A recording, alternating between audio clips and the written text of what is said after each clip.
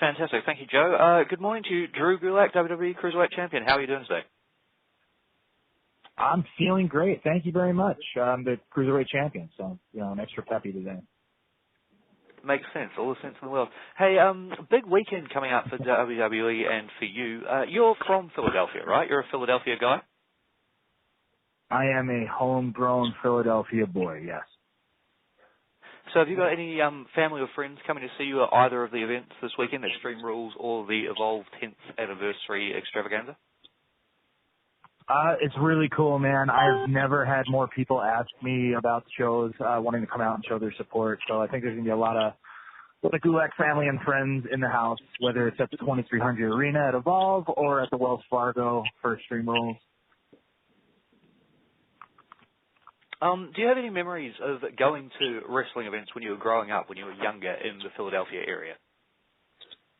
Yeah. If it wasn't for growing up in the Philadelphia area, I don't know if I'd be a professional wrestler today. I don't know, ever since I was 17, I used to attend the independent shows, or 14 years old. I used to attend the independent shows in the area, most notably for Combat Zone Wrestling at Chikara, and somehow I managed to seg that into training with them and learning how to do it. So I think seeing it up close really is what made me believe in myself that I could pursue this and do it. And I've been able to accomplish great things, and I'm very lucky. Hey, what are your parents' thoughts on you being a WWE superstar and more specifically now being Cruiserweight Champion? It's funny, man. Like, my parents have always been, supportive of it, but they were never wrestling fans. My dad was definitely more tolerant of it than my mom was. My mom wanted me to be a doctor, or she wanted me to be an engineer or a baseball player. She didn't see pro wrestling for me as something viable that I could do long term, but I knew better. And it's funny, man. Ever since I won the Cruiserweight Championship on a couple Sundays ago, she's never been more supportive. So she's like super proud of her baby boy. all it took was 17 years and winning a Cruiserweight Championship at WWE to make it happen. That's very cool. And then last one for me this morning. The Evolve airing on the WWE Network. It's a historic thing that's happening this weekend, and I imagine for a lot of people it's going to be perhaps their first exposure to Evolve as a company, Evolve as a brand. What can people expect from this 10th anniversary show that Evolve's putting on this weekend? So whenever I try to think about this kind of a question, I always try to go back to when I was a fan before I discovered independent wrestling. I didn't know what independent wrestling was. All I had was Monday Night Raw or SmackDown. That's really all I knew. And then one day I was thrust into this bingo hall with 200 other crazy people standing about 10 feet away from the ring, and watching guys just perform all these amazing stunts that you see on TV every week, but live and in person. And just having that intimate setting, it ignited my passion even further for professional wrestling. That's how I knew that's what I wanted to do for the rest of my life. Evolve Wrestling is as far as I know, the first time that a live independent promotion is going to be broadcast on the WWE Network. So it's their first time having this kind of an international audience to kind of like step into that world. This is, it's awesome that like they've asked myself and like a few of the other WWE talents to come and perform there, who are alumni of Evolve. You got Akira Tozawa, who was part of Dragon Gate USA, which is it's the same promotion, and that was an independent promotion back in the day. You got Matt Riddle, who started his wrestling career with Evolve, and you got Adam Cole, who's someone who I've known since he began training at the very same place I did since he was 17, and we're all getting to come back and do what we love in this building, but you're going to get to see guys who you've never seen before, who are grinding and trying to turn this into their careers and into their lifestyle and really legitimize what they've been doing for, 5, 10, 15 years, some of them 20 years. So the audience is going to get to experience that firsthand for the first time. I'm super excited to see how it turns out. I'm really excited to be a part of the event. Philly's my stomping grounds. Like I said, it's where I grew up in this business, and then like just to be able to do that and then have Extreme Rules the next day, it's like I'm on cloud 9 about the whole thing. Can't wait to check it out. Hey, thank you very much for your time this morning, Drew. Congratulations on all your success. All the best for the weekend. Thank you. I appreciate it. Thanks, David. We'll move over to Ash Rose. You have a kids magazine. Go ahead, Ash.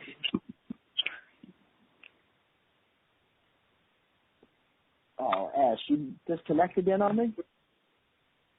Oh. No, I'm here. I'm here, Joe. There you go. Go ahead. This phone issue. Go ahead. Hi, Drew. Good to talk to you as always. I was just going to ask, as one of the original members of the 205 Live, what does it mean for you to now finally hold that purple belt? It represents a lot to me, man. It's the cruiserweight division. It's not something I take lightly. Being asked to be part of that cruiserweight classic in 2016, it's a bunch of guys who, we're getting a taste of international exposure to WWE. It was something that people thought would never happen. I've been around since day one on the program.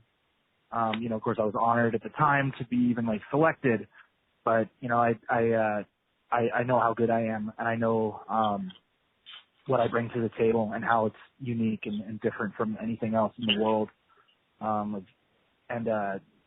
now be the guy who's championing this new generation of cruiserweights, something I hold with a lot of respect, and I take it very seriously, man. I'm very very proud to be champion.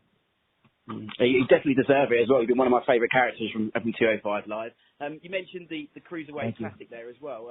Take us back to that first match, your first kind of WWE experience against one of the Singh brothers. What do you remember about that first match in the Classic?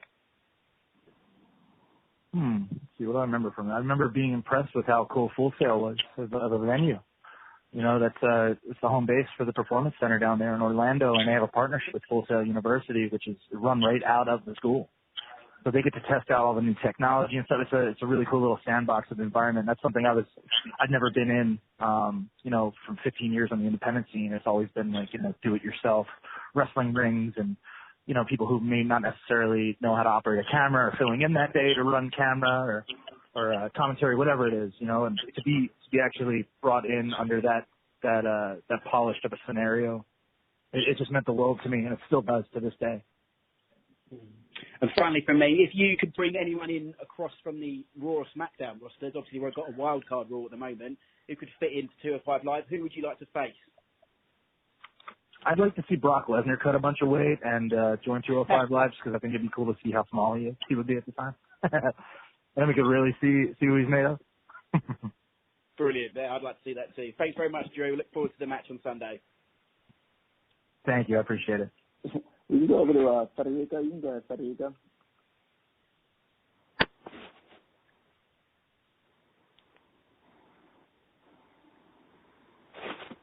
Federico, we can go ahead if you're ready. Hello. Hi, Drew.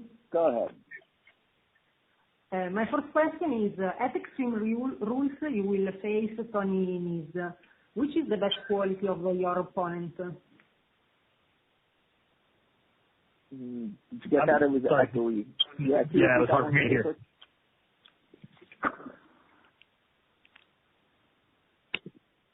Federico, if you could repeat it real quick. Okay, Federico, what'd you say, man? Yeah. During Extreme Rules, you will face Tony Nese. Which is, in your opinion, the best quality of your opponent?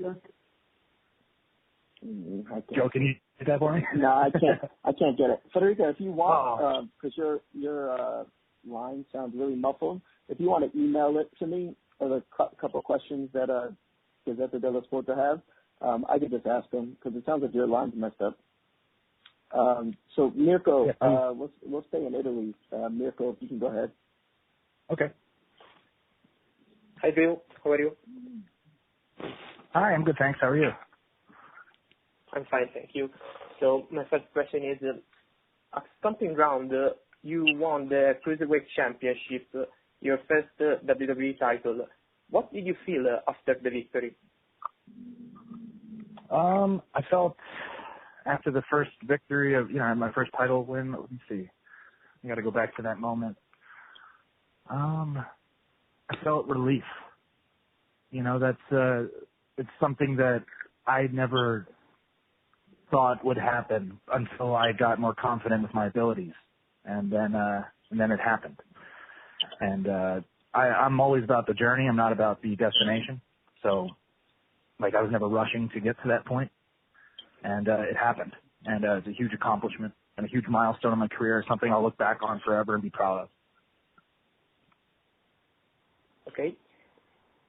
Second one, you are an atypical cruiserweight because you don't use outside moves. Do you think your wrestling style is an advantage or a disadvantage when you face another cruiserweight superstar? I'll let you answer that question. You think my wrestling style is an advantage or a disadvantage?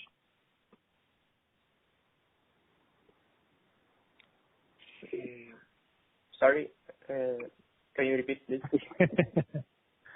Yeah. I think my style is a huge advantage, being a part of 205 Live. You know, I can do more in that ring than just about anybody else in WWE. And I showed that and I became champion because of it. Okay. Last one. If you could choose an opponent for a dream match, who would you choose and why? Saying for a rematch? Dream match. No, a dream match. A dream match. Yep. One opponent for a dream match ever. Let's see. One opponent for a dream match ever. I'd probably fight Abraham Lincoln because I heard he was a really good wrestler. And he's one of the presidents from the United States of America, and he's someone who this country, founded a lot of ideals upon. But, he's a very lanky guy, and I think we'd match up well, technically. But I'd love to see how that plays out.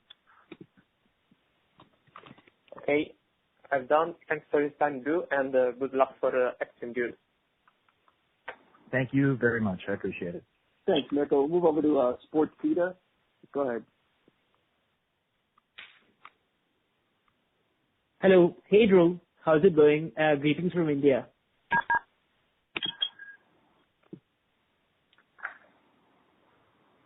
Hello? Hello. Hey, Drew. How's it going? Greetings from India. Hi, how are you? So my first question, I'm really good. My first question is, you had some interesting comments about the janitor in the main event of Raw, Gary Garbett. Are you happy with how Cedric Alexander is being used on Raw? Cedric is a very capable competitor. I know this firsthand. He is very dangerous in the ring as an opponent. I think he's just beginning to scratch the surface. Just to be in the ring with Roman Reigns is a huge opportunity for him, and I think he knew that. So I'm excited to see where this leads him. Okay. Are you missing the comedy stuff that you used to do during the whole crusade to make 205 Live better? And are you enjoying this new serious side of your persona? I mean, I've never felt more at home. Okay. Great. Okay. What was it like facing Kushida and Matt Riddle in NXT? Well, two very different experiences. Matt Riddle is someone who I've known since, he started in professional wrestling. And to get to test him this far, it's been like a couple of years since I've been able to be in the ring with him. So that was a pleasure. And then to wrestle someone like Kushida, there's a lot of international renown. I had actually never seen a match of his before that. So he was a surprise to me as well. I'd love to have another opportunity to face Kushida, and I'll get another one this week to face Matt Riddle. Fantastic. And my final question is, one of my favorite moments featuring you was when you were paired with Enzo and you were doing his introduction. Do you have any memories of working with Enzo? And based on how different he was to the division, was there any kind of, what was the backstage reaction like to Enzo? I learned a lot working with him, and he was a very confident performer. And we had a natural chemistry. It was some of the most fun times I've had here in WWE. Okay, thank you so much, and best of luck for the weekend. Thank you. I appreciate that. Thank you very much. We'll stay in India and go to Mike Hill. Hey, Drew. It's great speaking with you. Hi. Hi. So, what kind of preparation have you done for your match with Tony? It's the same preparation that I've been focusing on. It's heavy weight training routine with a lot of tape study. The weight training I've done the last year, I've completely changed out my program from focusing more on strengthening to more of a balance kind of a routine. This week it's just more about mental preparation than anything. Since Tony is someone who I know very well. Okay. You've described in the past that your style in the ring is catch point. Could you tell your fans what that means? The catch point style is about taking what is given to you and making something happen with it. So there's only a couple ways to win a professional wrestling match. Usually you'll see some of the variations of them at Extreme Rules this Sunday, but traditionally it's a pinfall or a submission or maybe a knockout. And that can happen very quickly. So it's more about observation and studying your opponent and watching for patterns and that kind of a thing. And it's about exploring your options and taking advantage of your opportunities. Okay. Who from WWE is your idol or inspiration that you would like to compete with in the ring? My idol from WWE who I'd like to compete with in the ring, I'd have to say Ken Shamrock. Okay. And since the Cricket World Cup is going on in India, and India is part of it, would you have any words for the Indian cricket team? Yeah. I mean, I'd love to tell them, thank you for supporting us, and hopefully soon I'll be able to come out there and perform for you guys, and I can't wait if that does happen. Okay. Thank you so much, Drew. Thank you. Thanks for staying in. You can go over to midday.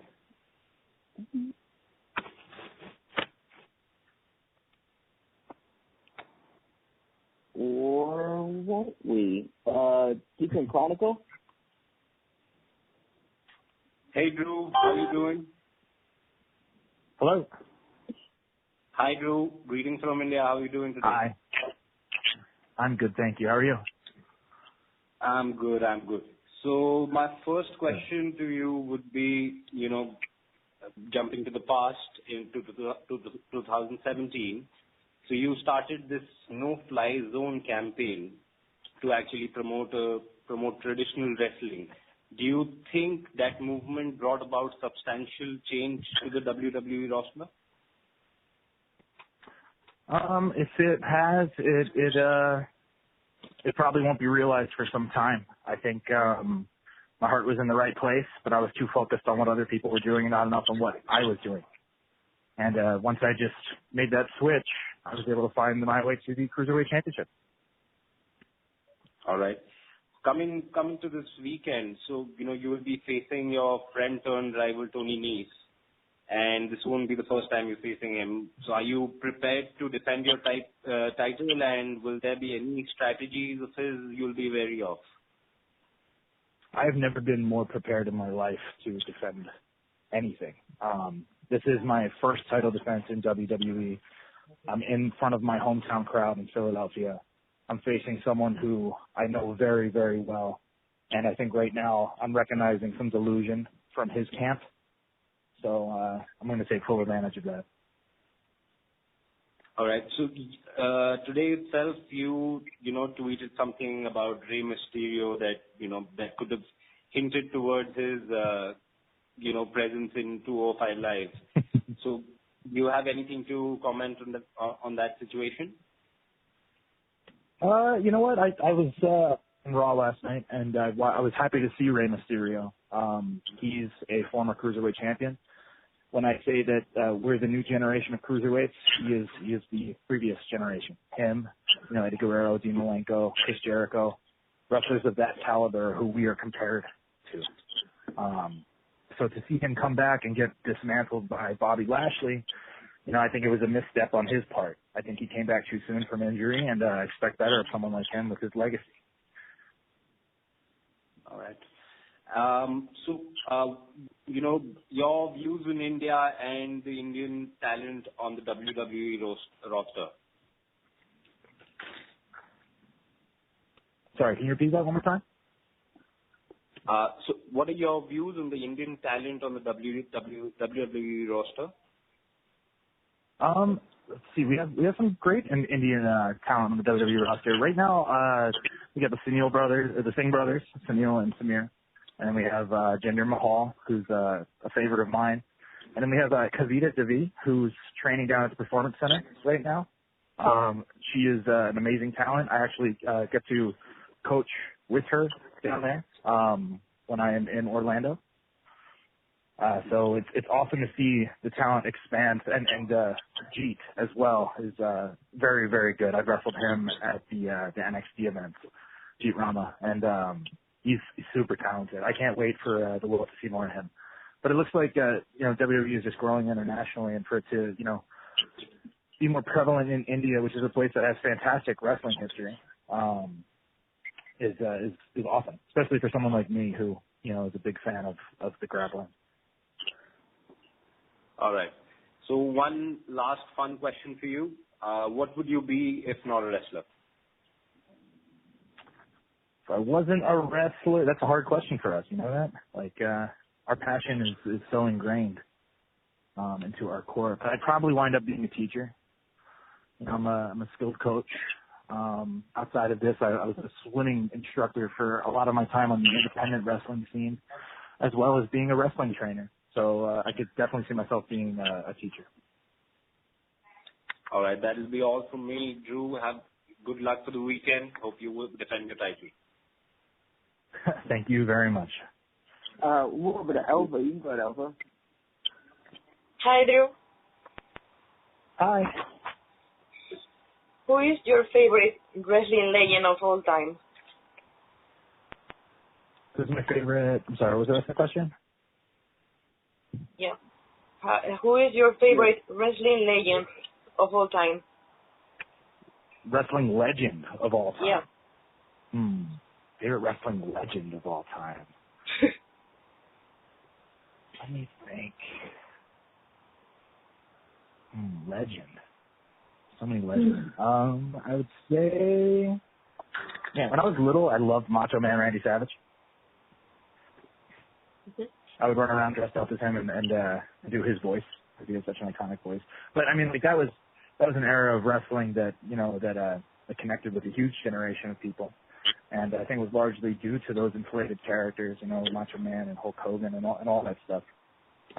Wasn't for guys like that, I wouldn't have never discovered professional wrestling until an older age, probably. So, it's nice to look back and have those fond memories. I'd say outside of him, I would say Steve Gray, who is a legend in British wrestling, someone who I look up to very much, and I've modeled a lot of my technique based on him.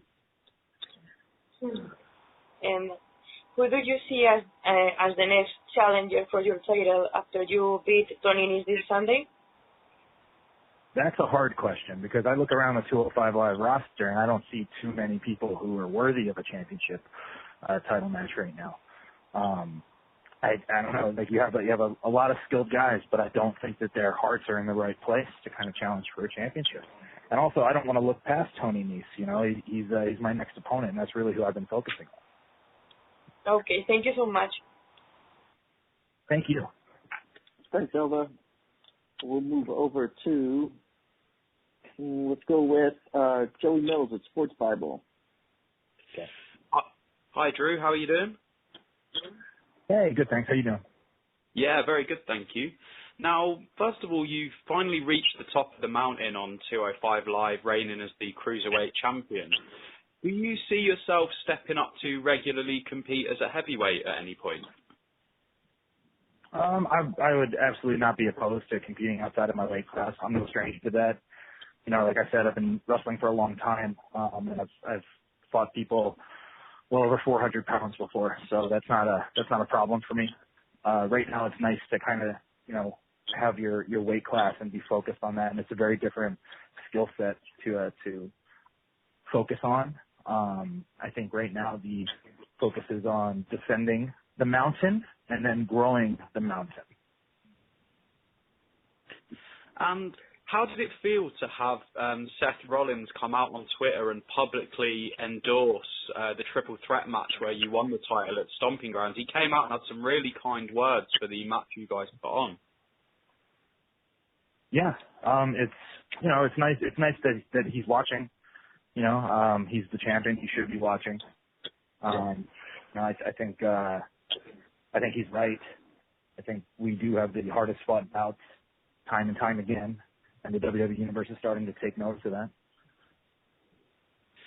And just finally, you wrestle a very technical, mat-based ring style, and I noticed you've cited guys like Steve Gray and Ken Shamrock as you've been talking today. What is it that drew you into making that your style of wrestling when you started out? I think I'm just a cerebral person, man. I like to study. I like logic. I like strategy. That's I operate that way. I'm wired that way. So from an early age, like right back to Ken Shamrock, that's what's caught my eye. And then delving into the world of sport with Johnny Saint, Steve Gray, Rocco, and Marty Jones, and all those legends, and Billy Robinson. I can just keep going on and on. But that took my game and elevated it to a next level. Not to mention, I have an amateur wrestling background from high school and college in where I grew up. So everything just kind of fell into place perfectly like that, and I stick by it. That's great. Thanks for talking to me, Drew. Much appreciated. Thank you very much. Thanks. Move over to Graham at the National. You go ahead, Graham. Hey, Drew. How you doing? Hey, good, thanks. How you feeling? Not too bad. I'm not too bad.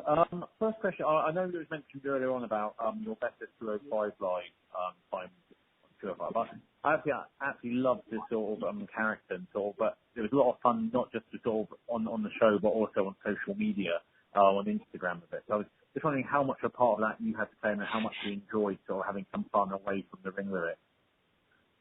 Yeah, it's all me, if that's what you're asking. It all comes from my heart. And how much did you enjoy being able to show a little bit of your away from the ring on social media and sort of show people who the real Drew Gulak is in some ways? Yeah, I mean, I'm a very genuine individual. What you see is what you get. When it's me out there in front of I don't know whether it's 50,000 people in Saudi Arabia or if it's just just me alone on social media, you're going to get me. How did you enjoy the Saudi Arabia tour? Because obviously, I know from speaking to Kofi yesterday, sort of like the heat was quite challenging. Sort of, the WWE coming there in June was always going to be quite great. How did you enjoy the experience, and how do you enjoy touring the WWE? I'm sorry, can you repeat that one more time? You're breaking up. Graham, I got it. Sorry. He was asking, how did you enjoy the tour of Saudi Arabia? What's that? Yeah, he's saying, how did you enjoy performing in Saudi Arabia? He did an interview with Kofi yesterday, and Kofi praised the fans and his experience there. So he was just wondering your thoughts on performing there. Yeah, it was wonderful. It was very hot. It was a desert. But the fans were amazing. They're super passionate. There's a lot of WWE fans there, and they love wrestling. It was really cool. Really cool to bring it to them. And their culture is in a state of flux and a state of change. So it's neat to be on the ground floor and experience that from a performer's perspective and trying to get these people to have a good time. Awesome. Thank you so much for your time, Drew, and all the best on Sunday. Cheers, man. Thank you. Thanks, Graham. We'll move over to Seb. You can go ahead, Seb. I'm here. Hello, Drew Gulak. It's a real pleasure to meet you here today. How you doing, man? Hey, I'm good, thanks, man. How are you? Thanks. I'm very great, thanks. So first of all, Drew, I don't know if you have seen this rumor before, but there is a rumor was saying that 205 Live will be stopping by the end of the year. So what do you think about that? How the Cruiserweight division will survive if this is true? There's a rumor? Wait, there's a rumor that what? The 205 Live is going to be stopping at the end of the year? I heard that, yeah. Where did you hear this? It's just a rumor. Oh, I haven't heard anything like that. Ever heard? Yeah, I haven't heard that at all. So let's go to my second question. So it has been a while that we haven't seen the Cruiserweight division in the principal show during WWE pay-per-views instead of the kickoff show. So we want to know, is there any frustration in the roster of the Cruiserweight brand? cruiserweight brand, sorry. And what do you think about that?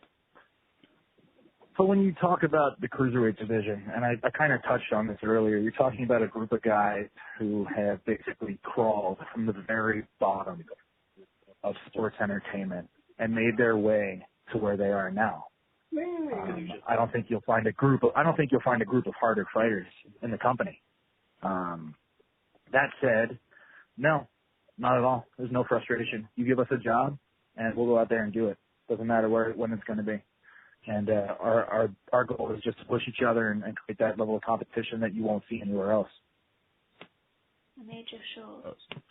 Okay. So my third question. What do you think the brand needs to have to refresh a little bit the content? Why not tag team titles in the brand or even a pay-per-view exclusive to the brand? What do you think about that? I think those are great ideas. They're wonderful ideas. It'd be nice to see. Logistically, that would have to fit within our time constraint, and there's nothing wrong with that. I think tag titles would be cool. I think 6-man titles would be awesome. I think intercontinental mid-card titles would be great. I think having a woman's weight class of whatever that is, if that's doable, I think that's a cool idea too. You can take it in lots of creative directions. But I think they're all very valid ideas. Okay. So my last question. What's next for you, Drew? Next for me, literally, is going to be fighting my old tag team partner, Matt Riddle, and then the day after that, fighting my old tag team partner, Tony Nese, in my hometown of Philadelphia. And I have a very arduous week ahead of me. I know that, and I'm prepared for it. Okay. Thank you, champ. It was a real pleasure and privilege to be with you today. Good luck for this weekend. Thank you. The pleasure and privilege is mine. Thank you. We'll move over to Anton. You can go ahead, Anton. Yes. Hi, Drew. Your general manager, Drake Maverick, seemed absent with this pursuit of the 24/7 championship. What do you think of that since you are the champion of the division? And do you know if someone will replace him?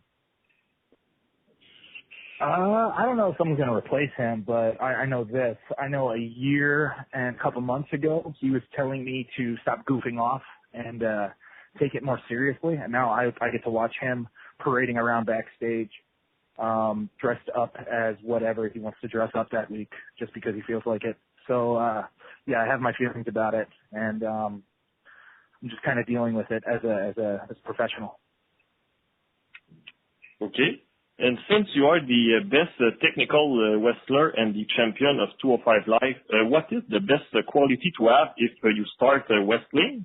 And how you can know which wrestling school is the best? So when you start wrestling, I mean, it depends on like your age group, and it depends on what your goals are really, because like there are a lot of paths that this career can take you in. So I think just having a good idea of what's around you locally and feasibly, and being realistic with yourself, and of course in the ring it's very physical. So like a lot of what goes into my mat training, I'll take that same mentality and apply it to my weightlifting or my stretching or my studying or my cardiovascular training. It's all about longevity and safety from my perspective. Okay, interesting. And if you are still the champion after this Sunday, what will 205 Live future look like with you as the champion? Well, I mean, I don't want to focus on too much after Extreme Rules because Tony Nese is a huge challenge for me in my first title defense, but I don't plan on making it my last title defense. I think I'm going to keep ramping up my game and take 205 Live to new heights. No pun intended. Okay, thank you very much, and good luck for this weekend. Thank you very much. I appreciate it. Thanks. We have Carlos still on from Mega. Yes, here. Hi, Drew. Greetings from Spain. How are you? Doing good. Thank you very much for asking. How are you? Fine, thanks. First of all, thanks for having us today. My first question is, talking about the Evolve, 10th anniversary show that you will be facing the NXT superstar Matt Riddle. Is there any other any NXT superstar that would you like to face or even defend your cruiserweight title?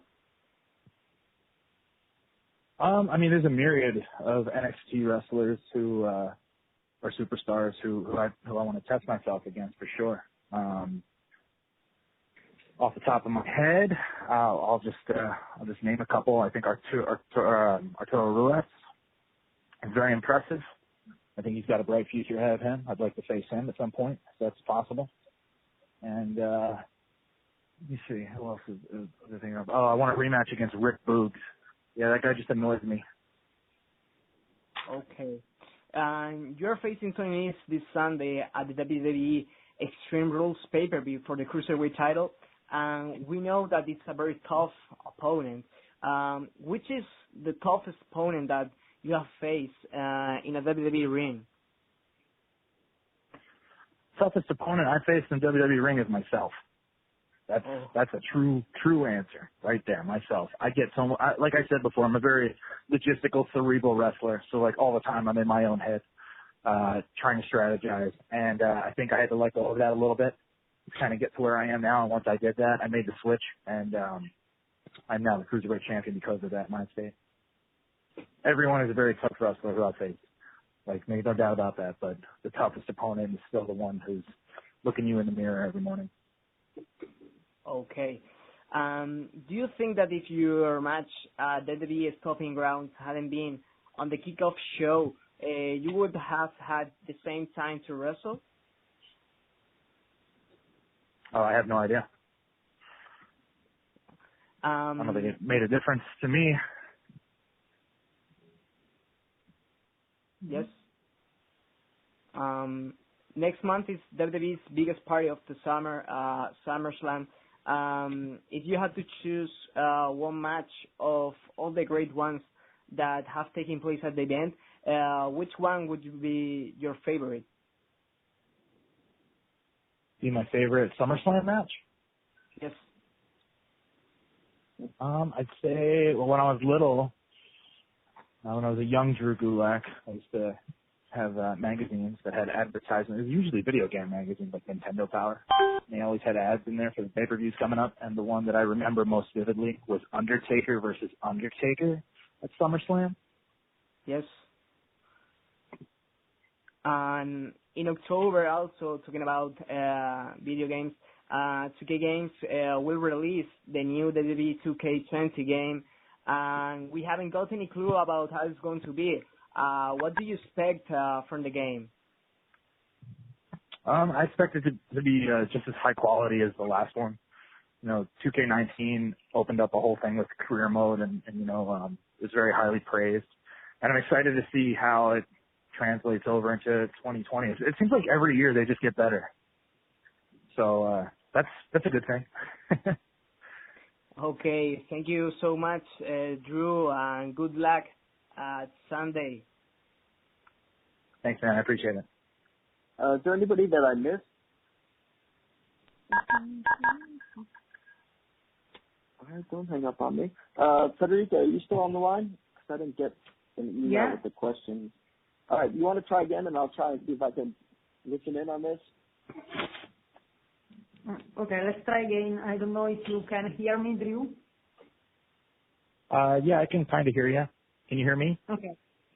Yeah, let's try. During Extreme Rules, you will face Tony Nese. Which is the best quality of your opponent? All right, I think I got.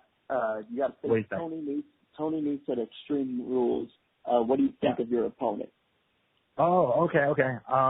Tony Nese is someone who I traveled with. I trained together with. I traveled the world with him before we were in WWE. He managed to capture the Cruiserweight title at WrestleMania this year, and that was after beating me in a tournament. But one thing Tony Nese does not do that I have done is adapt. I have grown and changed, and I am not afraid to do so. and I believe that's what led to his defeat at Stomping Grounds.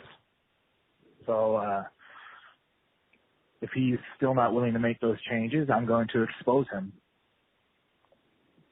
Okay. The second question is, do you think that you will repeat the same story of Cedric Alexander, Ali, Buddy Murphy? They arrived in the main roster from 205 after 1 year.